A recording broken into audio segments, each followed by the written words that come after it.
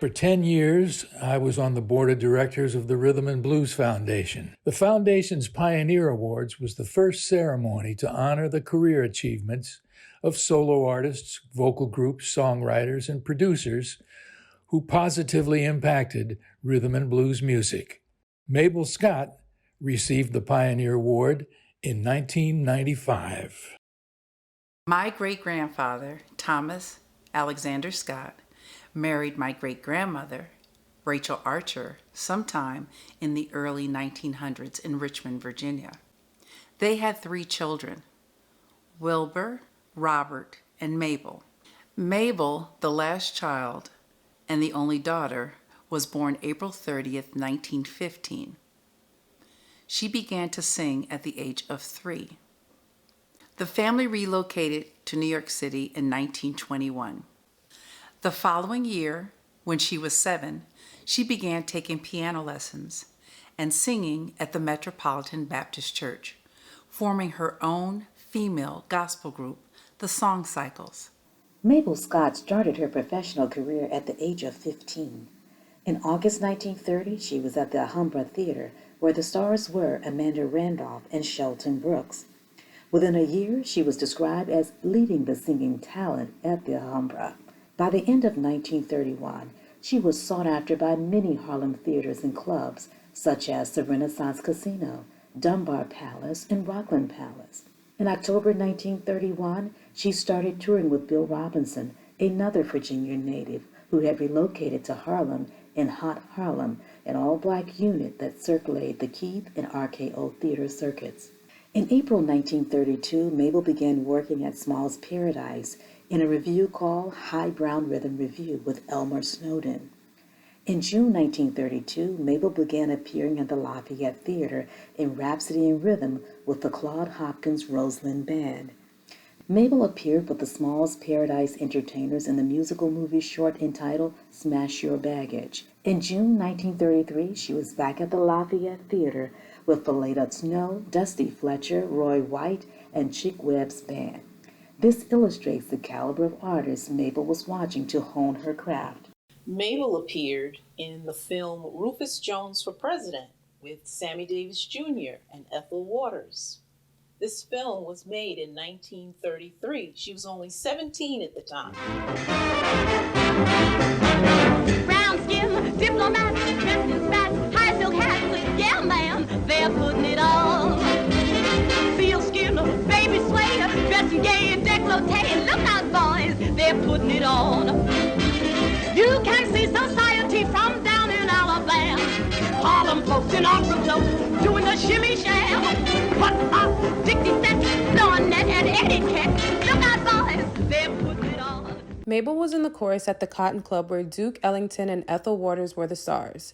After the color restrictions were lifted at the Cotton Club, Mabel was featured in the 23rd edition of the Cotton Club Parade with Cab Calloway's orchestra.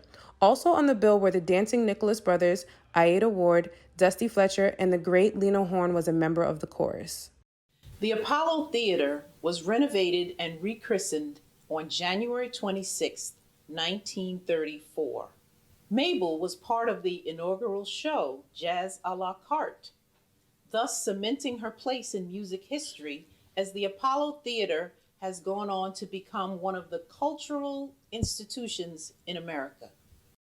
In March of 1933, my grandfather produced Clarence Muse's Return to Harlem in a production called Flying Colors at the Lafayette Theater. Mabel Scott and the Nicholas Brothers were featured entertainers. In April of 1934, my grandfather, Leonard Harper, produced at the Grand Terrace Cafe in Chicago for the Al Capone organization, and Mabel Scott was one of his featured entertainment performers.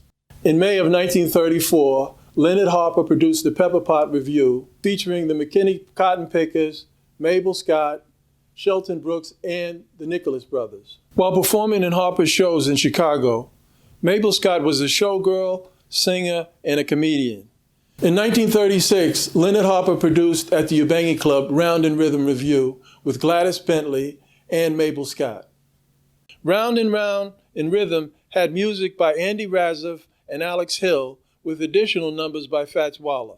In 1936, Leonard Harper said that Mabel Scott had the it quality.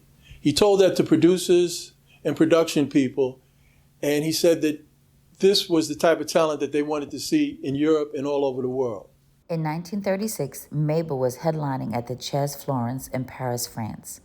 November of that year, she starred in a television show called Cabaret during the official opening of BBC television.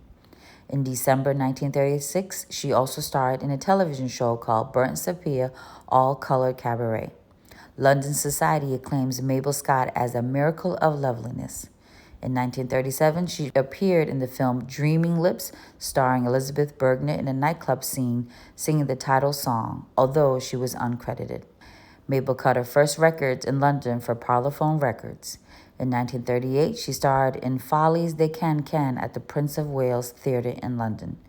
She was on BBC television there numerous times and was one of the biggest American stars in London in 1938. Mabel returned to the U.S. at the end of 1938 at the urging of her mother and began touring cross-country with Bill Bojangles Robinson in several revues. Between 1940 and 1942, she was starring at the Cedar Gardens in Cleveland, Abe and Pappy's in Texas, and Charlie Glenn's Room Boogie Cafe in Chicago. She was also with Jimmy Lunsford and his orchestra for a spell. She settled in Los Angeles, California in 1942, having been encouraged to come to Los Angeles by Bill Bojangles Robinson. She toured the country in Born Happy, Bill Robinson's musical. Mabel stated, "Bill Robinson had the show Born Happy, and he wanted me to go.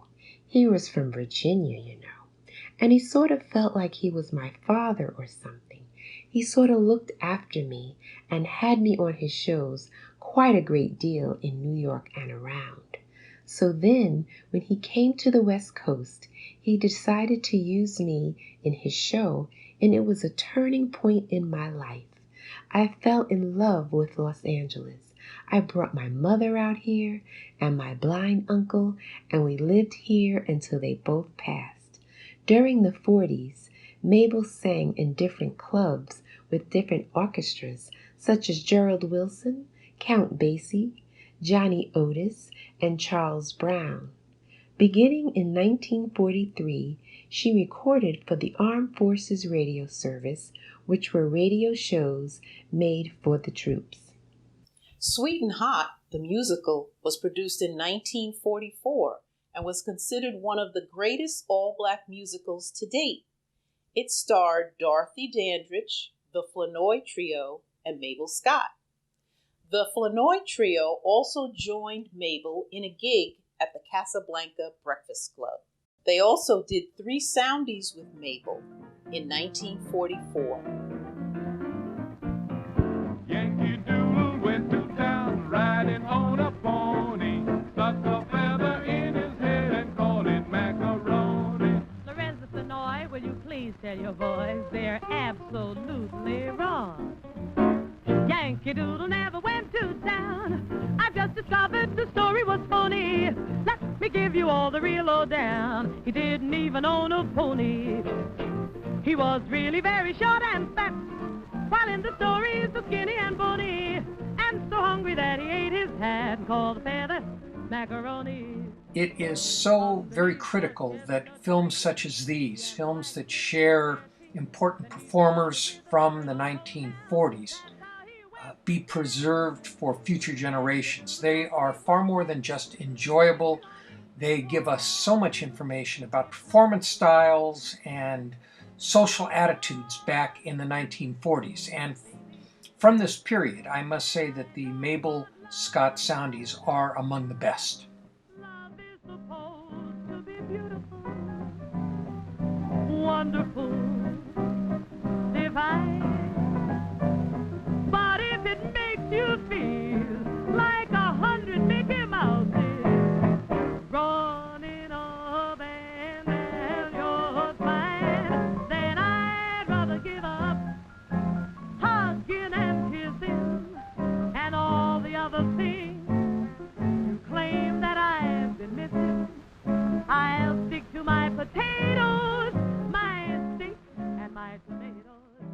1946, she was at the El Grotto with Earl Hines and Club Room Boogie, both in Chicago. The Room Boogie having been purchased by boxing great Joe Louis.